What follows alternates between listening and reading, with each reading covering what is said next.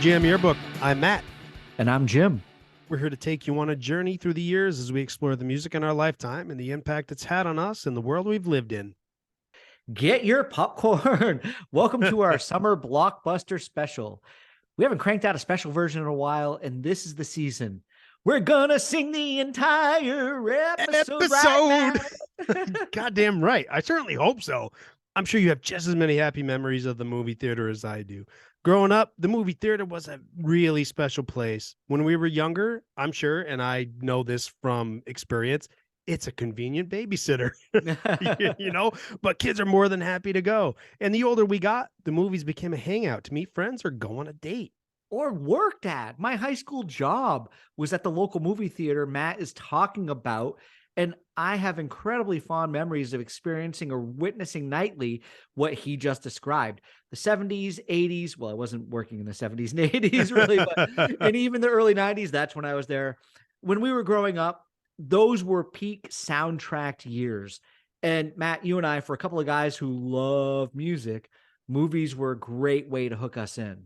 Oh, most definitely. And I remember going more than a few times in the middle of the afternoon just to hang out at the movie theater and maybe get a pre-screen before the movie would show that night. That was the nice thing about working there. It definitely was.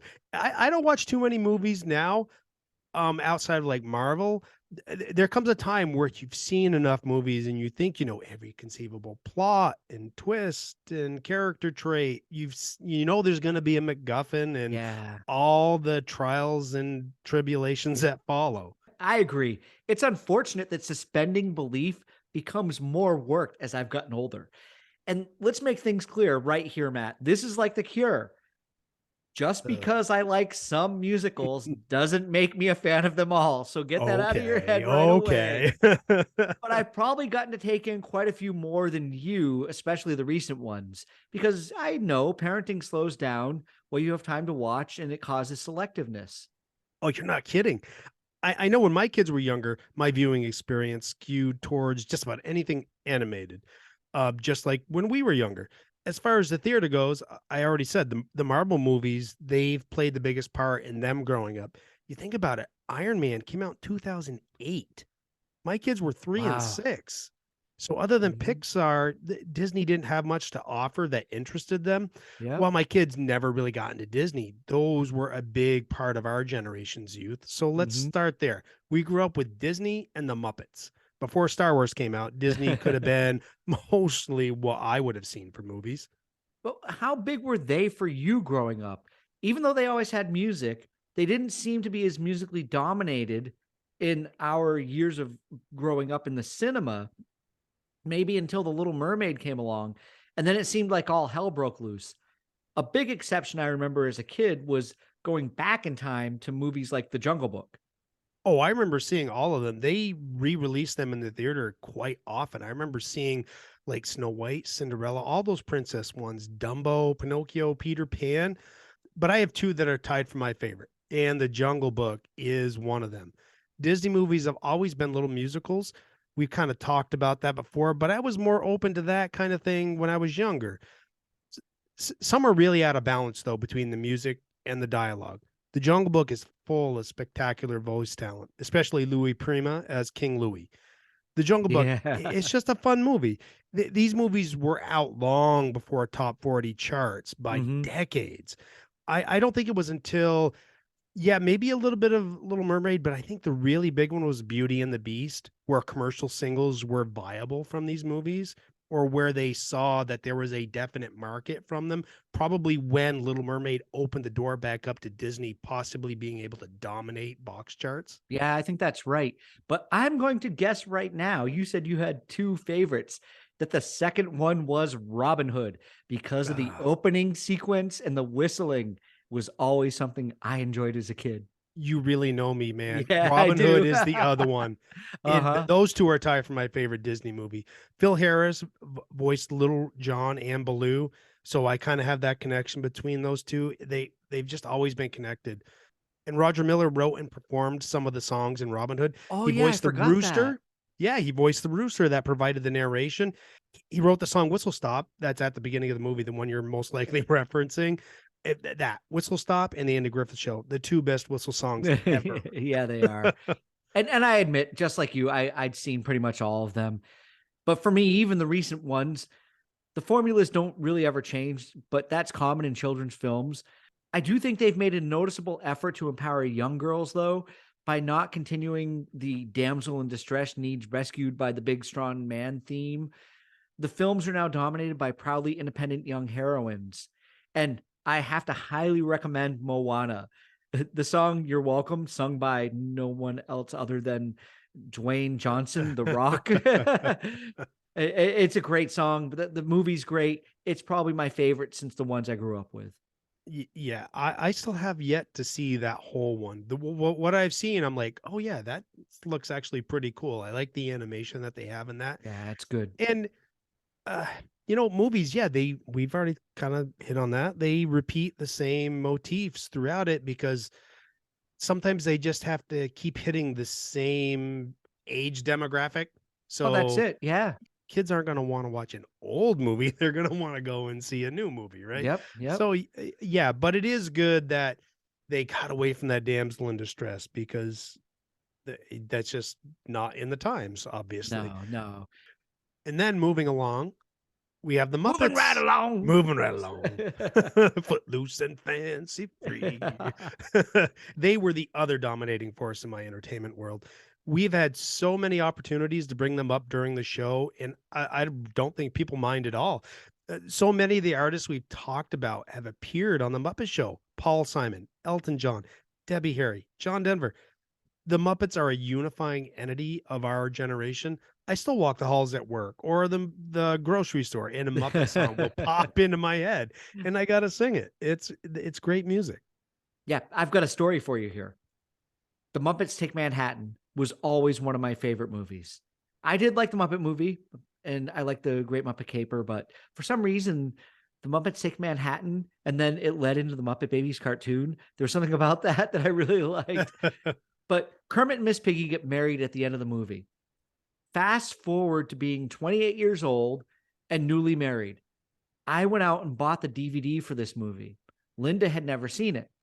We got to the end, and wouldn't you know, I got married in the same exact style of tuxedo Kermit was wearing in the movie. Colors, Awesome. cummerbund, everything, top to bottom. It all matched perfectly. It must have been a subconscious choice on my part when I was flipping through a catalog and just pointed at that. And I was like, yeah, that is the tuxedo I need to wear. So I will always get to go down in history as saying, Kermit and I wore the same tux at our wedding. Oh, that's cool. That's so cool. It's not easy being green, Jim. No, I was probably pretty green that day. But Disney, the Muppets, and we've mentioned short form cartoons like Looney Tunes as being very closely related to musicals. Some may put them in the same bucket, but if I did that, then I'd have to admit to loving musicals, and that's not happening, folks. Oh, but let's talk about musicals. Okay, okay, we got to. Let's take the show to straight up musicals. There might be a handful of dialogue, but I think these types of movies are song and dance driven. The 70s were a peak era, I think, and then they've kind of sprinkled in here and there since. We've already talked about the Rocky Horror Picture Show in a previous episode, and obviously Grease is something we've brought up, but there was The Wiz, A Star is Born, Bugsy Malone. I have to ask, have you ever seen the Sgt. Pepper's musical starring Peter Frampton and the Bee Gees? I have. Not. I should, though. It seems like it might be one long music video. I mean, Frampton's talented, and I love the Bee Gees. The musical talent in the movie is right up my alley with Earth, Wind, and Fire, Bee Gees, Alice Cooper, Billy Preston. I don't think Tina Turner has a song in it, but I believe she's in the movie. And now for a positive comment on Aerosmith. Here we go. They do a great cover of Come Together. Oh, yeah, they do. Oh, it's awesome. But be warned, it's not pretty. Well, everyone in the 70s, they were kind of pretty. They all had certainly looks colorful. Yeah, with all that feathered hair. But the movie's really hard to watch. Like I said, straight up, musicals became more sporadic in recent years. We had Rock of Ages, Moulin Rouge, Mamma Mia. Oh, come on, Matt. Mamma Mia, you're a big ABBA fan. Haven't you seen this? I kind of don't blame you if you haven't. I don't need anything to help me enjoy ABBA. They are perfect the way they are. Rock of Ages, I can maybe watch if I ever thought to try and find it. I wonder how far I can make it. It's centered around the music industry, right? Yeah. That would at least make sense. And Moulin Rouge, oh my God, what was it? The Lady Marmalade song that was Oh, so annoying. don't go by the music video you saw on MTV at the No, time. the song was annoying. Yeah. You'd probably get a kick out of Rock of Ages. And believe it or not, Tom Cruise singing Wanted Dead or Alive is not as bad as it may seem. No, man, if he's gonna sell it, it's probably pretty fun. Yeah, it's all right. Then I probably won't make too many friends saying this, but for modern musicals, The Greatest Showman was already a phenom by the time I got around to watching it. And I was kind of like, really? This? It was just okay. I probably won't ever watch it again. I know people who actually had the soundtrack, who rode around in their cars singing along to it. It was just not something that was for me. I think my favorite musical of the past 20 or 30 years, but it doesn't get lumped in with them, is the South Park movie. I think I cried and pissed myself laughing the first 5 times I saw it. Okay, that's not Okay. fair. All right. South Park is awesome and wickedly funny. I can't help laughing at it. It's crude, yes, but they take on hard subjects and point out the fallacies, and it's utterly ridiculous. Yeah, I know it's not for everyone. It's absurd juvenile humor, intelligent juvenile humor. It's something I've always enjoyed. It takes it to the edge of going too far, and sometimes they have gone over that edge a little bit even for me, but Matt Stone and Trey Parker mastered it in a song in the South Park movie. Oh, without a doubt. Uncle Fucka alone is hilarious. Shut your fucking face, Uncle Fucka. Blame Blame Canada was Oh, nominated yeah. for an Academy Award, and Yes, it Robin was. Williams performed it at the ceremony of the Academy Awards. South Park has outlasted its shine a little bit now, but at the peak of its heyday, it was the best inappropriate humor you could find, period. Sometimes the laughs that make you uncomfortable, the thing that makes you ask, should I be laughing at that, are the greatest. And Oh, the without a doubt. world seems to have forgotten about this a little bit right now. Oh yeah, give me South Park over The Simpsons any day. The Simpsons have been around longer, but I just don't get the enjoyment out of the humor as I do with South Park. I don't think I could listen to Bart, Homer, and Marge sing through a movie though. No, I could not. Yeah, those I voices could wouldn't not. fit the same way. So getting back to actual musicals, here I am shitting on South Park for not being a musical, but I'll put it there It is. because there's definitely enough music in that movie. I wonder though, and maybe you can help me with this, if the singing and dancing in musicals are the thoughts going on in a character's head rather than actually being played out in real life, more like daydreaming. Yeah, I think so. Stepping outside of our lifetime, I'm going to go back a little bit, but Dorothy singing "Somewhere Over the Rainbow" in The Wizard of Oz, Oh yeah. or your favorite Maria singing "The Sound of Music" in the film, that was definitely that's definitely the characters vocalizing their The hills imaginations. are alive. Exactly. I can definitely see how it seems that way. In Greece, Danny or Sandy sing their solo songs. So maybe it's when the person singing the song by themselves on stage as compared to the big Mm, ensemble pieces. yep. That's kind of the imagination.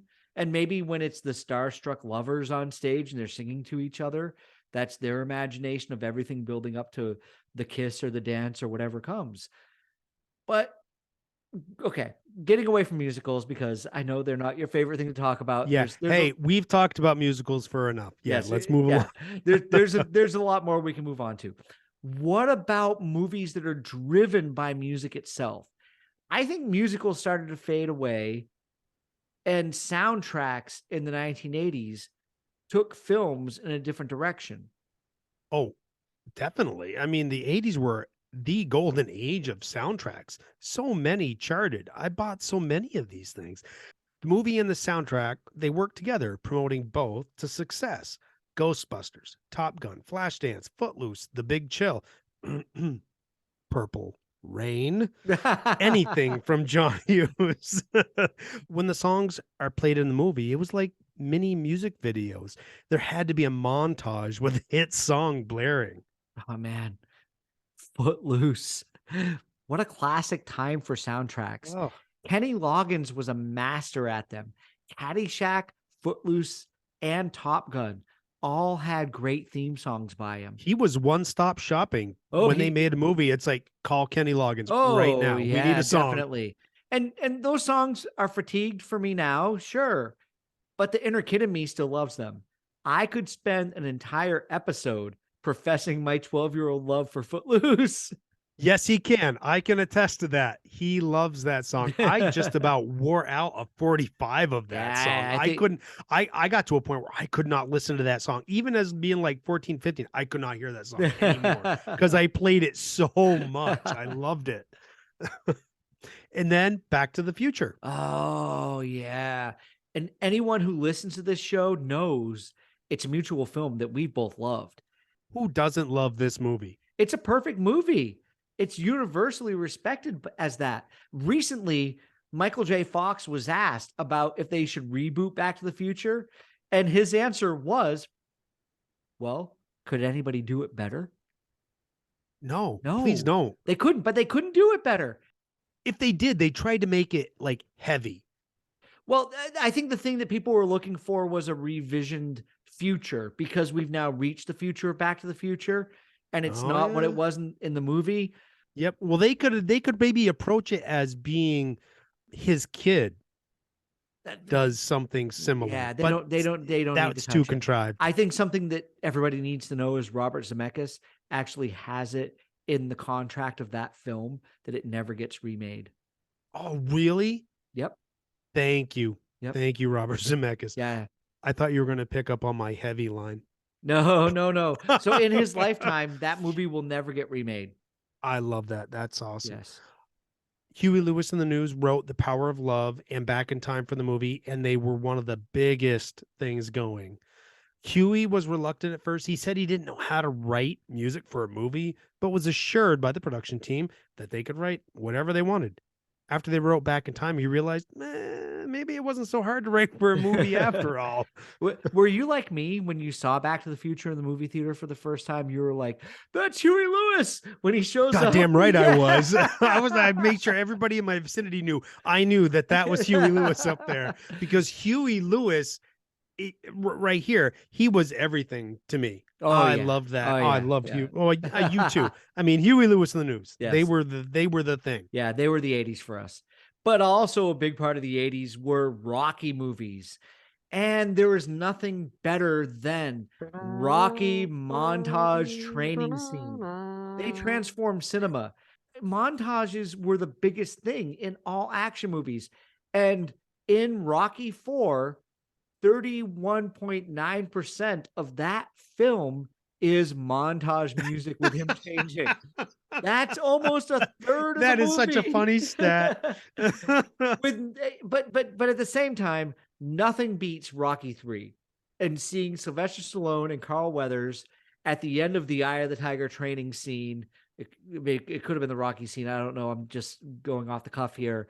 But where they run into the ocean at the end of where they were, and they're jumping up and down and splashing water at each other. Yeah, It was great because it's a triumphant moment. It is. It's where Rocky has been broken down, and Carl Weathers, or Apollo Creed character, Yep. has built him back up, and they're celebrating that. Yeah, we know Rocky's back. He's gonna do it. It was awesome. You had to have chills Yes. watching that in the theater. Yeah. You just did. Yeah. And I played trumpet in the school band, and this song was a must learn. Gonna Fly Now. It's the best pump up song. The path of the Vermont City Marathon used to pass by my brother-in-law's house, and we would do the exact athletic opposite and just sit around drinking beer and watching them run by. And we would play Gonna Fly Now for the runners. Oh, that's awesome. We got a lot of thumbs up and thank yous. That's great fun. Another great 80s soundtrack. It was I think it's one of the biggest selling albums of all time, was the Dirty Dancing soundtrack. This was a great example of a soundtrack that was created in the 80s, but it was meant to capture the sound of the 50s, early 60s. I'll be honest with you, I have never sat through that movie. Not once, not watched it at Oh, we're in all. the same club. Yeah. But that's not a challenge to try to get me to watch it, just so anybody knows. I've seen enough of it in bits and pieces that I know enough already. I don't have to watch the whole thing. I'll admit it here, though. I own the soundtrack and I probably knew the words to 80% of that album. I've got no shame for that. Patrick Swayze, "She's Like the Wind." I love that song. It was a good song. It was, No, yeah, I no. liked it. What was the Eric Carmen song on that? Hungry Eyes. Hungry Eyes. Yeah. Jesus. I One could look not at you remember and that. I can't Yeah. describe. Yeah. But yeah, good. This is where we can disagree. I as well haven't seen the movie because in all of media, in friends talking about it, I think I know the story. I mean, right? Even at this age, we've already known the story of this. The movie and the soundtrack, it absolutely took over media. Friends talking about it and listening to it all over the radio, music video shows. This is 1987. So I'm in peak metal form and was having none of this nonsense. Now, man, I've had the time of my life. Life. That's a good song. Come And I on. owe it all to you. It was hard shitting on that because of Bill Medley from the Righteous Brothers. It was tough, but at the same time, You were just too cool for school for that. you're right. Yeah. You're right. I'm admitting it right here. All right. We're gonna move away from Dirty Dancing, Okay. but still in the same year, 1987, Mhm. Good Morning Vietnam. This was a great soundtrack. Yeah. Robin Williams as Adrian Cronauer introducing the songs like the whole thing was a radio show. It's a great companion and a very interesting way to purposefully link the movie and the soundtrack. Metal Me still found room in his heart for these classic songs. Yep. I'll always get hooked in with this stuff. Mhm. And then Stand By Me, they use songs from the 50s and telling its story. I remember the kids walking down the train track singing Lollipop. Yeah. Yeah, oh yeah, doing the whole cheek pop with the finger. Some of my favorite soundtracks are those that pull songs from decades ago and weave the music within the story. They're not just taking up space. They actually move the story along. Yep. I find it weird when a song comes up on a soundtrack that wasn't in the movie. It kind of takes me out of the experience. I get that. And then we have The Big Chill. Maybe not a movie most people will remember. I've never seen it myself, but the soundtrack is full of incredible R&B and soul Yeah. from the 60s. Yep. My girl, I heard it through the grapevine. Tracks of my tears. I should watch the movie because Hoyt Axton's version of Joy to the World is always a speed bump on that soundtrack, and I'm not sure how it fits. It is odd. It has to be one of those contract things where they couldn't get it on the soundtrack, so getting a cover was a better way to do it. But Yeah, maybe they couldn't get the Three Dog Night version. I yeah. don't know. But you're right. I remember that soundtrack and I owned it. These three soundtracks you just mentioned were probably my real introduction to 50s bubblegum pop music and R&B soul classics. But getting into the 70s, for me, Dazed and Confused was a movie that had that real nostalgic feel. Yeah, come on. Who doesn't hear Dazed and Confused if they know that movie? Oh, And even if you don't, you know Matthew McConaughey. All right, all right, all all right, all right. right. Yeah. Oh, goddamn. Yeah, he still does that in interviews. Yeah, he does. But the music was straight out of the 1970s era that it was based in. Richard Linklater picked a perfect soundtrack for the movie. One of my favorite moments in the film is when the lead characters walk into the pool hall and he goes to a slow motion camera shot and Hurricane by Bob Dylan's playing, and it fits the pacing of it to perfection. The music feels like it fits the scene. Oh, yeah. It's one of those moments where it feels like they had a song in mind and they wrote the scene around it Mm-hmm. because you know what's coming in the movie, Yeah, right? It's yeah. kind of like the calm before the storm. Mm-hmm. I'm sure they were just completely immersed in the music of the 70s and it drove a lot of the creative efforts. Wrapped up in a movie, I could forget about the fatigue I might have with some of the songs because it puts you back in the time where maybe we found guitar rock for the first time and how it was the coolest thing. Yeah. Another movie that was full of classic hits is the Forrest Gump soundtrack. Oh yeah, there are so many great moments of nostalgia and music in that movie. I felt right on the edge when Jenny did the line, Jedi. yeah, the line of coke and then paraded on the edge of the upper floor of the hotel balcony with a guitar solo from Freebird, providing all the tension and buildup. Oh, that's magic. As the movie goes on, the music comes in chronologically. Many scenes in the movie are built around the music. Mhm. Elvis finding inspiration in young Forrest's dance moves. Jenna on the street singing and playing Let's Get Together. Yep. Hippie pulls up on a VW bug and asks if anyone wants to go to San Francisco. Cue in Scott McKenzie's song. It just starts playing. After Forrest gives Jenny his medal in Jenny. DC and Jenny, she turns to board the bus to leave DC. Turn, turn, turn plays. And it highlights the strain on that relationship just for a split second. Watch that scene. The look on Tom Hanks's face, it's so sad. He's told her she's his girl. She told him, I'll always be your girl. But the look on his face tells a different realization. It's such a quick, subtle look. But then that quick look. It's such a quick, subtle look, but it turns to a glare aimed right at her boyfriend, following right behind her. Oh yeah, it does. Yeah. And then when he leaves the house later in the movie and he starts his period of running back and forth across the United States from Yeah, coast to coast, I was running. the song Against the Wind has never sounded so Oh, good. never, It just fits never. I agree. perfectly. Yeah. It so does. So Yeah. that is such a magical movie. It It really is. is. Yeah. Um, and we both love and respect the great Stevie Oh, Wonder. yeah, we do. But I have to admit, I kind of side with Jack Black's take on I just called to say I love you in High Fidelity. He refused to sell it to a customer based on it being sentimental, tacky crap. That's a quote. That's not a Matt original.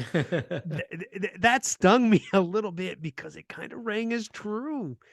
He posed a good question though. Is it in fact unfair to criticize a former great artist for his latter-day sins? Mm. It's not fair, but Stevie recorded so many great songs.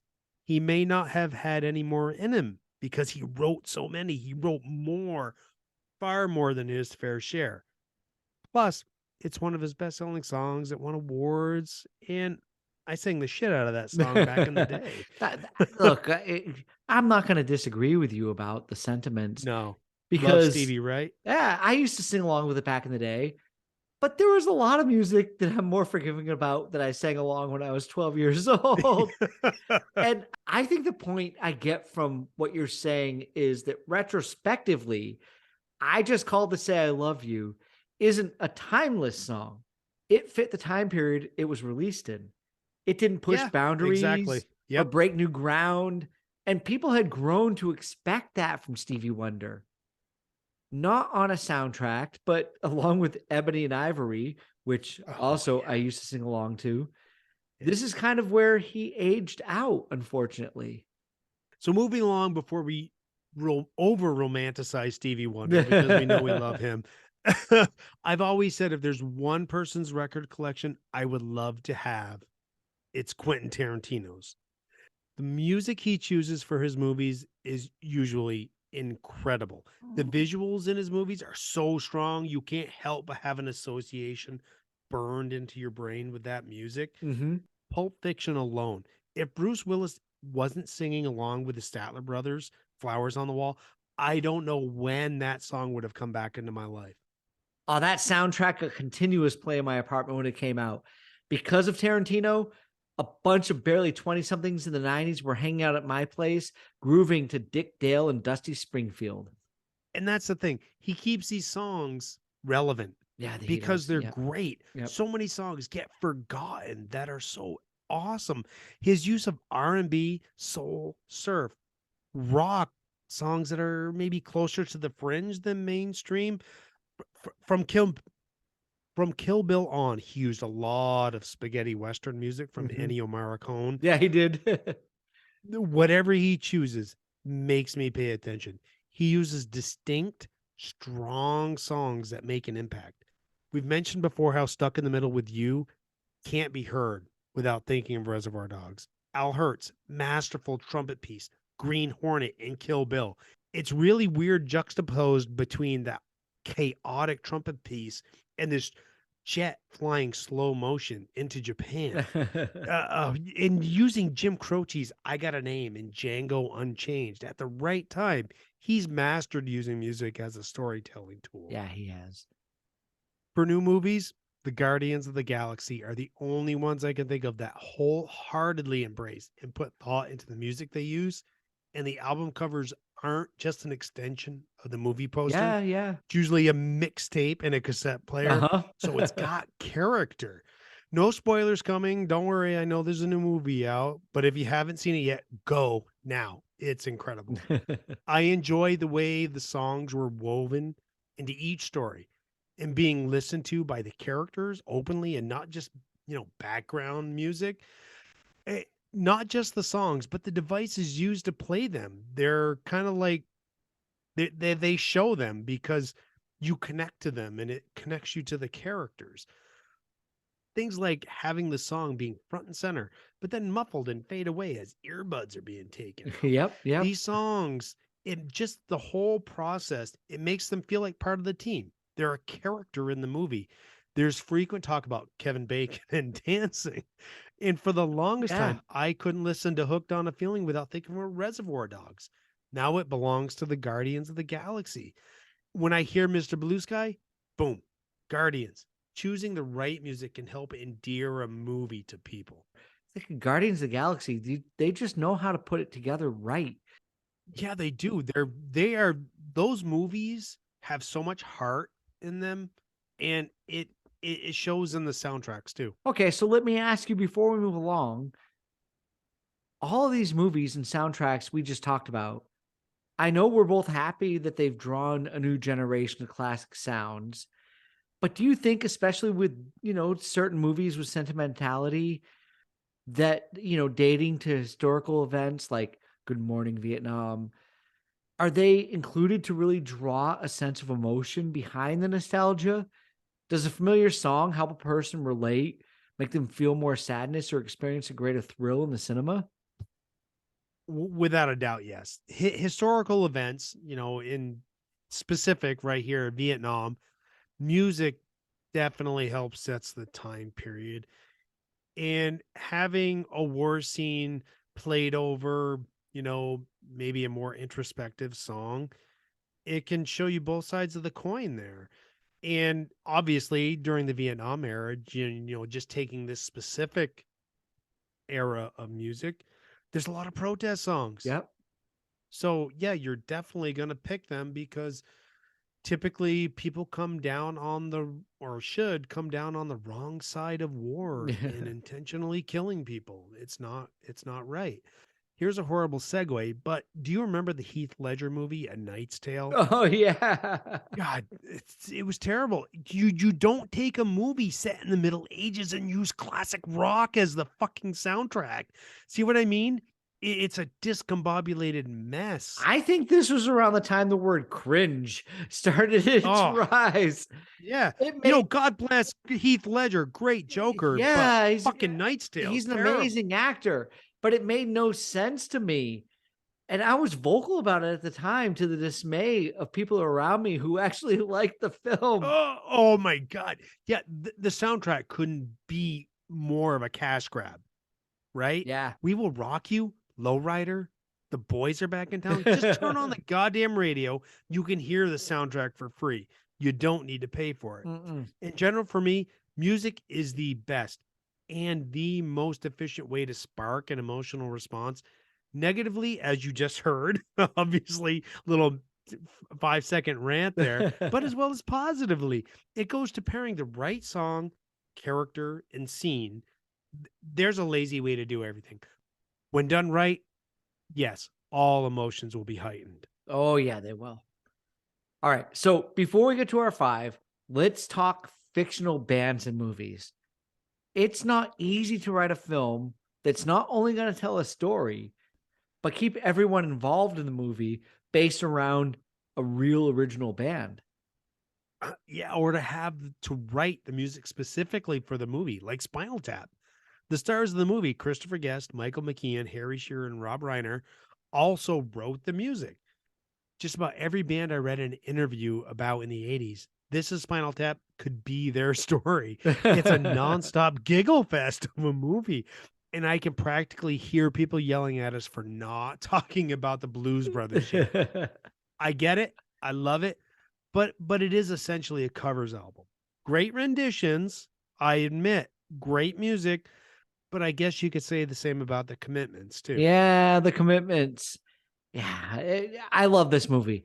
This is a putting a band together movie, not like, Elwood and Jake were in the Blues Brothers, because they got No, but it felt so real. they got the band back together. But in this film, this is where the lead wasn't even in the band. He wants to assemble the greatest musicians to revisit a time he felt music was at its best. It's amazing to see this as an Irish film, celebrating music from America. The band, the singing, all of it's superb. If I could have put their version of Try a Little Tenderness on the playlist this week, it probably would have been the first song in my 5. Oh, it's such a powerful version of Yeah, that it's so song. good. Love it. And then there's Almost Famous. Oh, yeah. Nancy Wilson wrote Fever Dog for the fictional band in the movie, and of course, it fit right in. I'm sure Cameron Crowe was more than happy to have that ace up his sleeve. I was listening to Stillwater this week, just to pick that up. You have these movies that bring in fatigued classic rock, but if the movie is strong enough, it hooks you back in. Yeah, I think they did a good job, putting a song in the film that had hooks from classic rock from that era without ripping it off completely, Yeah. but combining it and making it sound like what you would have heard if you were living in that time. Yeah. But then there's also School of Rock. Does it make me a bad person to have never seen this whole movie? Jack Black for me, I love him. He's just a lovable person from what I see, but he's just better in small doses. I agree. He's a better support actor than lead. See High Fidelity, we talked about earlier. But I'm a huge fan of Richard Linklater films. See Dazed and Confused, as I said earlier. Jack Black is cast perfectly for this role. But it's the kids who steal the movie. So, Matt, I will say to you, go watch it again and put your focus on the kids, not Jack Black and his character. The movie is their stories, not his. The best part about the movie might be when he has them all in the back of his van and he's singing Zeppelin's Immigration Song. It's a great moment in film. All right, I'll have to do that. Yeah, go rewatch it. Go watch it from the kids' point of view. Rewatch. I got to watch it for the first time. I'm sure it's not that hard to find. No, go find it. It's easy to find.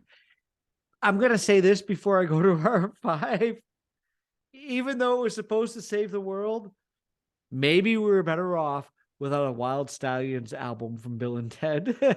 I couldn't agree more, yeah, maybe in the movies it was supposed to save the world, but I'm pretty sure it would be maybe a no-star Rolling Stones reviewed piece of shit. All right, so let's get to our 5 and those songs that we are going to bring. All right, so we've gone on long enough. It's time to add songs to the playlist. It is Jim's turn to go first, but we do have some rules. We set some rules beforehand because soundtracks, like covers episode that we did, it's a broad topic. We had to set some ground rules. Yeah. And the songs have to be specifically made for a soundtrack. Yeah, we can't have movies where, oh, that's a great movie, that's a great song on the soundtrack, and it came from 1998. Yeah, exactly. Because I would have chose Jungle Boogie by King Kool and the Gang, and that was not originally written for the movie. And I'd have all of the single soundtrack on this. But we'll get that single soundtrack. We'll get to that. Okay. So you shall go first. And what is your first song to add to the playlist? Okay. My first song is going to be. Shaft. Yeah, that is it. That's it. It's come on. Isaac Hayes, the theme from Shaft. This song is so iconic. It barely fits within the parameters of the show. Shaft was released in 1971, your birth year. Mhm. Oh yeah. Yeah. And when I think about a theme song for a movie that survived 50 years and hasn't sounded like it aged 50 years and still has a taboo vibe, this is it. It's a great mix of disco and strings. The guitar feels like it's continually building up through the whole song, and then it breaks down with violins. It fits within disco and classical realms simultaneously and perfectly represents the attitude of the main character in the film. Oh yeah. Isaac Hayes makes great music. Don't watch the remake of Shaft with No. Samuel L. Jackson. It may be his duty to please that booty, but that is not a good movie. But the theme for Shaft, I'm gonna enjoy hearing it when it comes on the playlist. Yeah, it's good Love it. stuff. All right, what's your first? My first is gonna be Dio and Hungry for Heaven, off the great soundtrack for the movie Vision Quest. Mhm. It fits our rules as it was written specifically for the soundtrack, but it was also included on Dio's Sacred Heart album later in the same year. It gave the people who wanted this song a chance to hear it without having to hear Madonna's Crazy for You. Just kidding. That's a good song. I do love it. Well, maybe love is a strong term, but it's a good song. Matt, I'll be honest, I rolled my eyes a little when I saw your choice. I thought you might be reaching for anything metal, and no offense to that. I understand. But then I gave it a listen. Putting prejudgment aside, this fits all of the 80s training slash fighting songs that I was into and heard. Yeah, yeah, but it's just wrestling. Yeah, it has the keyboard building, you It's know, the great. thing going on. And then the chorus is very Baba O'Reilly. Dun, dun, dun, dun, Yeah. dun, Oh, yeah, dun, you dun. got it perfectly, you got it down. Yeah, the guitar solo comes in as the bridge in it, which is the great way to do it. Crazy for You by Madonna might be the better song, in my personal opinion. Oh, let's not Sandy, But you grab the pitchfork, I got the torch, let's go. but I will get quickly fatigued by that Madonna song because it was played so much back in the day. And Oh, I'm hu it was a huge song. yeah, and I'm happy to have this come along in the playlist. So good stuff. Cool. Alright, what's your next one? My next one, oh Matt, your favorite movie ever comes from Greece. Yeah. Boo. Boo. Yeah. This song is You're the One That I Want. This song was not written for the original stage musical. It was written for the film, and it's a great showcase for Olivia Newton-John and John Travolta. I prefer it to Summer Nights. It's true finger snapping, toe tapping, like pop song. It's a great song from a musical. Alright, alright. Okay, yes, I hate musicals, but I can't hate the music. It's such a fun song, and I can't take that away from it. Put this on at a wedding, and apparently I will dance with everyone. It was either your wedding or Rob's, but I remember this one coming on and Kim being very surprised that I was gonna dance to it and have so much fun. All right, what's your next one? All right, my next one is from the Muppets. Oh yeah. Moving right along. Come on. Rainbow Connection gets all the flowers, but Fozzie is one of my favorite Muppets. He has a heart of gold, a frog and a bear singing America, singing a happy song together. Love this song. It's a great song. And apologies for taking the best Muppet song way back before we Yes. decided to do Yes, this it is show the best. around movies, Rainbow Connection. The Muppet movie was full of great music, and nothing made us happier as kids than Kermit, Piggy, Fozzie, Rolf, and Dr. Teeth and the Electric Mayhem. We could enjoy them just as much as our parents do. The humor Yes. crossed into adult themes without being obvious to us as kids. Yep. We just assumed we had to laugh when our parents laughed. Oh, this is funny. I'm supposed to laugh. All right, Jim. What's your third song? Oh, my third song comes from an album you might know. The band is the Smashing Pumpkins, and the song is Drowned. Come on, everybody. Is the secret out? That's 4 songs off the album now. The soundtrack Damn of you, Jim. singles. Hey, I'll spare the audience the 8-minute version, which finished with over 4 minutes of feedback, albeit an attempt at making it melodic. But this is a great example of the grunge, quiet, loud, quiet formula. And Matt, honestly, because this is another song off the single soundtrack, on the playlist, I'll throw in Nearly Lost You by the Screaming Trees if you Oh. want.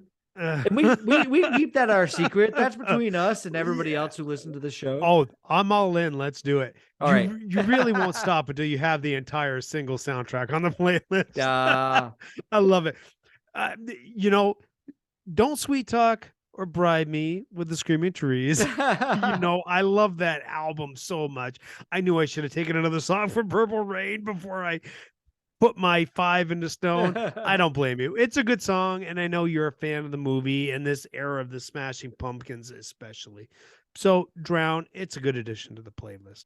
That's one of my favorite songs. I'm happy to have it there. And Yes, I yeah, know it yeah, is. yeah. If anybody sees, I'll drink to that, Jim. yeah, if anybody sees Screaming Trees Boy, there and they don't understand why, well, this is the point. yeah. Usually, right at the end of the episode, I'll drink to just about anything. Yeah. All right, what's your next song? I'm going to bring in something that might be a little unsettling to people.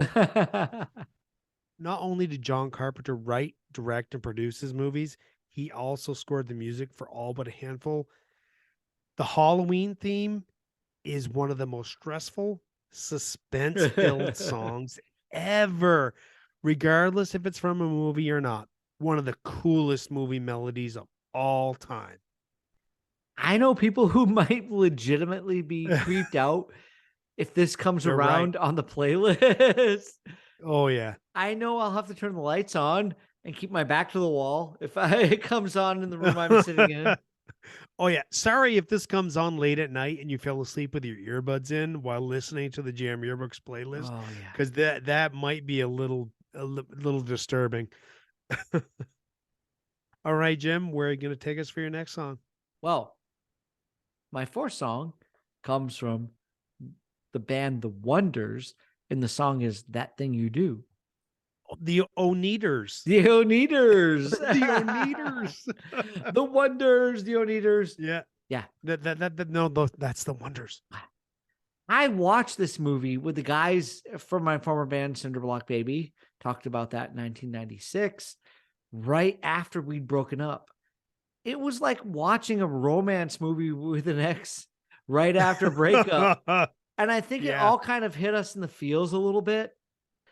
It's a great take on early 1960s pop rock. It just feels and sounds authentic, even though it was released in the 90s. Oh, I love how the song is changed in the movie. The drummer is absolutely bored. Yeah, And he sees the song for what it is, a sappy, lowest common denominator love song. He speeds it up during a live event, and he just absolutely pisses off the guy that wrote the song, but the song explodes. Yeah. And is a huge hit. Yeah. All right, what's your next one?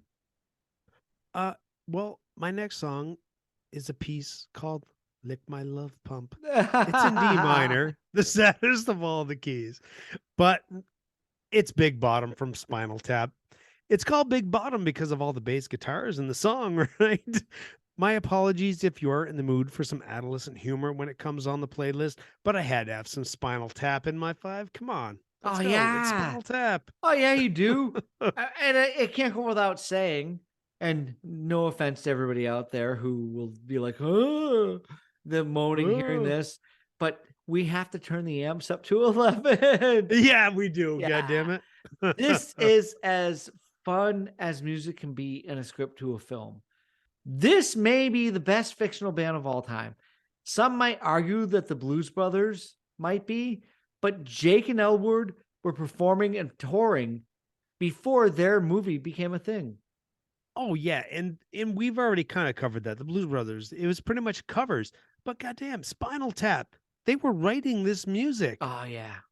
right? And it's funny, and how many bands have seen this as just like an introspect of what their history Oh, is. it's so much fun. Th- I know Oh yeah, bands this were is Spinal Tap was huge. bands were angry at them for, Yeah, doing the movie because you're showing off what we are. It wasn't what they you're were. showing how the sausage is made. Don't do that anymore. Uh-huh. All right, Jim.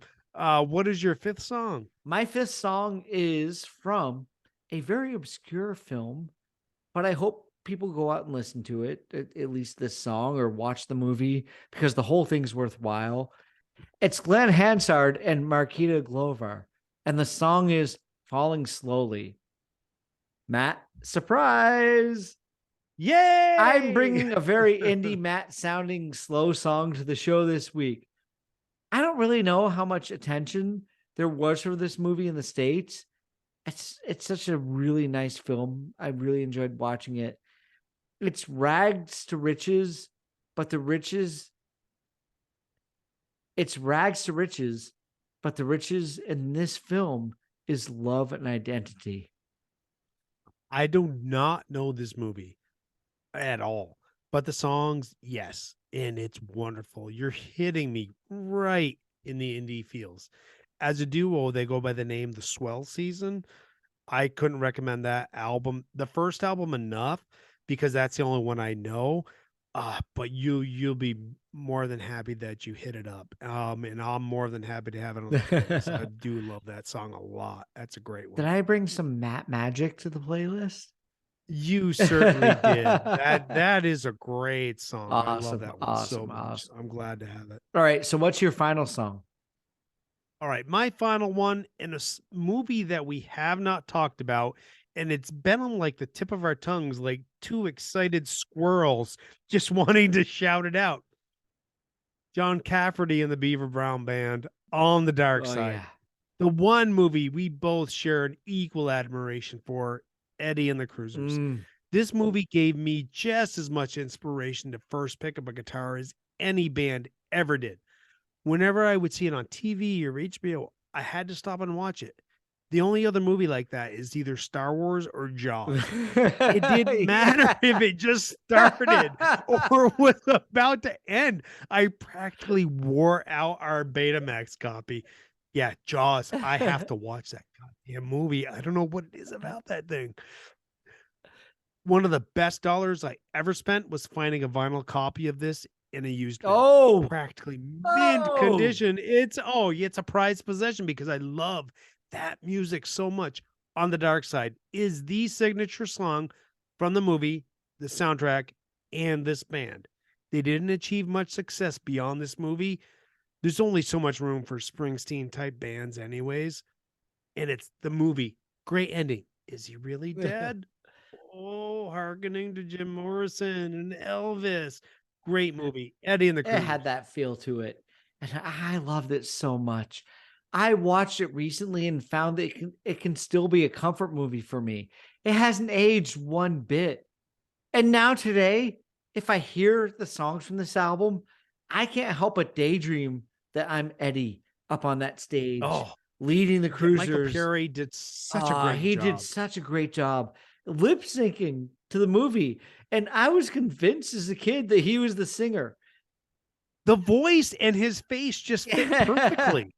But then, it was 1992. I was at Roger Williams College and I saw John Cafferty in the Beaver Brown Band. Oh, They came wow. and played in my school cafeteria. They may have fallen from the heights of this movie and the early 80s by this time, but come on, man. It was still great. They were still Oh, phenomenal. And that music is still and magic. Wendell, the sax player from the movie, he was still the sax player in their band. When I saw Oh, them, I didn't know oh that. yeah, it was amazing. It was Oh, great. that's awesome. So Eddie and the Cruisers. That's a hard thing to fake. I would think at least. Oh, it would be. But yeah, come on. When we look at the 80s, I think one movie we could walk away from and agree 100% and shake hands, it is Eddie and the Cruisers. Without a doubt. Love that movie. Hands down. Probably one of my favorite 80s movies. Betty Lou's got a new pair of shoes. Betty Lou's got a new pair of shoes. Betty Lou's. Oh yeah, man. We could have a sing along with that soundtrack alone. Even Seasons in Hell. Oh yeah. Great soundtrack. That's my number one. I gotta go with it. Well, now we are at a point where we have to go somewhere else. Yeah, and the credits are rolling on our summer blockbuster episode. And now it's time for, I think it's my turn to say where we're going to go next. It is. And so much of this episode, this version of the Jam Yearbook has put me in the mood for older music. Summer loving. And I'm going to go to 1978 as Jim tries to distract me with fucking Grease. That was 1978, wasn't it?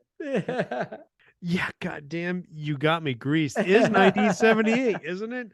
We're going to have 2 episodes in a row where we're going to have to talk about Grease. No, we don't have to talk about it next episode. I don't have to enjoy the movie to absolutely love the music. Yeah. Yeah, but there's a lot of good music in 1978 to love anyway. So let's just go have fun for one more episode. One more? We got a few more episodes. We're going to have a lot of damn fun. Yeah, we are. Well, it's your turn to wrap it up this week, Matt. All right, so we're going to wrap up this version soundtracks or summer blockbuster episodes, whatever you want to call it. And we're going to say thank you so much for everybody tuning in and joining in on the fun on the Facebook pages.